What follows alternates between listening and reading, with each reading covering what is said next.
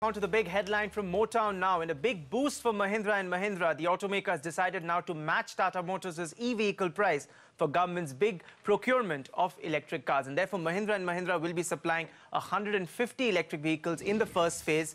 And Tata Motors, on the other hand, will be supplying the remaining 250.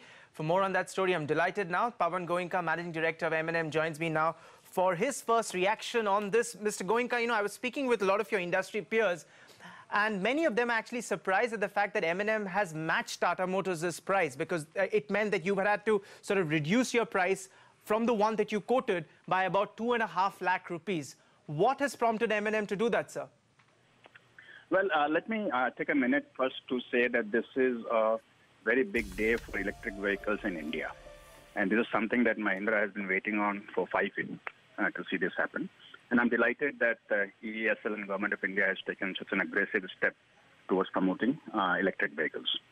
I would also say that for a tendering process, bid being put in on 28th September and final announcement on 4th of October must be some kind of a record in terms of speed at which this will happen. So I'm delighted with that. Now, coming to the bid, I mean, clearly the price that we had to match, the L1 price, is a price that we find perhaps an aggressive entry price. We don't know that. But for us, it obviously was a stretch to try and do that price. But the only reason we have done that is that we have been electric vehicle player for a long time now.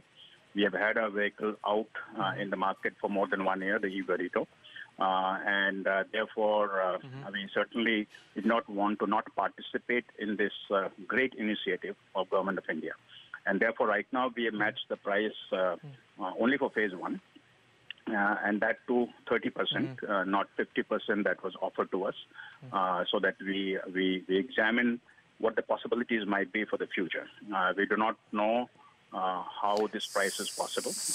One thing that we know for sure is that our vehicle is somewhat bigger than what is the minimum requirement for the tender, and that certainly means it's a little bit more expensive also. We will also look at other parameters that in some cases we are higher than the minimum requirement. And see whether in phase 2 we are able to bring the price down. The important thing is that the game has begun. And the very important thing, which I'm delighted, that both the players who are supplying these vehicles are Indian players, using Indian vehicles with Indian technology and manufactured in India. So this is something that I'm very happy to see. I think also the delivery date, the committed delivery date also is very aggressive. Sir, I'll come to delivery. Sir, I'll come to delivery, sir. I'll come to delivery, sir, in just a bit. But I want to, get some more clarity on what you're saying, because you're saying that, the current pricing and the manner in which it has started is not quite feasible, is not quite possible. So do you feel, sir, I mean, that this whole EV kind of, it's the tender and the prices that have been bid by manufacturers is like a race to the bottom? I mean, does that concern you? Because these prices are not sustainable. Well, I really cannot comment on how others have bid and how they have done their pricing. To me, from a distance, I would say from a distance, it does appear to be a dramatic entry pricing. We have been in this game for 5 years now, so we know our cost very well.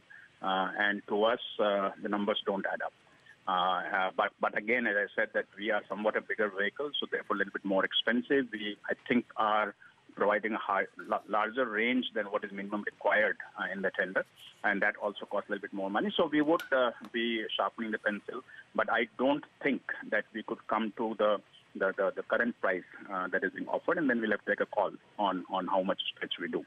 But we definitely would work very hard to see what we can do about this. But it does appear to me, as I said, at the current entry pricing.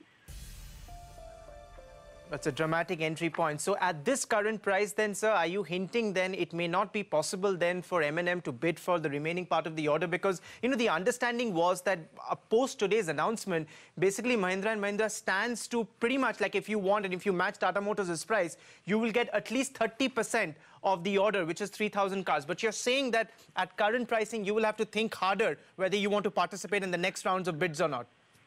So let me say that the offer that was made to us was for 50% and not 30%, because Tata Motor or the L1 bidder has bid only for 50%, and therefore offer was 50, but we have agreed to only 30. As I said, Ronajai, that electric vehicle is something that we're very passionate about. And we have been saying for the last 5 years that we're waiting for that day. And therefore, we will do everything that is possible to try and come into phase 2. Obviously, to come into phase 2, we will have to meet the L1 price. And there are areas that we will look at, do everything that we can, negotiate harder with the suppliers. And a lot of the costs are simply cost of battery, cost of motor, cost of power electronics, on which we have very little control other than negotiating with the suppliers. So we will do everything that we possibly can. And I think we have some time before we have to make a decision on phase 2. And our hope will be that we will be able to justify matching the L1 price for phase 2. But clearly, if it doesn't add up, then we will have to think twice about it. But we hope that it doesn't come to that. All right, so one final question then. M&M will be ready by 30th of November to supply 150 cars, as the EESL press release today says? Yes, we have, in fact, in anticipation of the order, we had already started the process of ordering all the components, and we are very confident that by 30th November, we would be able to supply the 150 vehicles that we are committed to.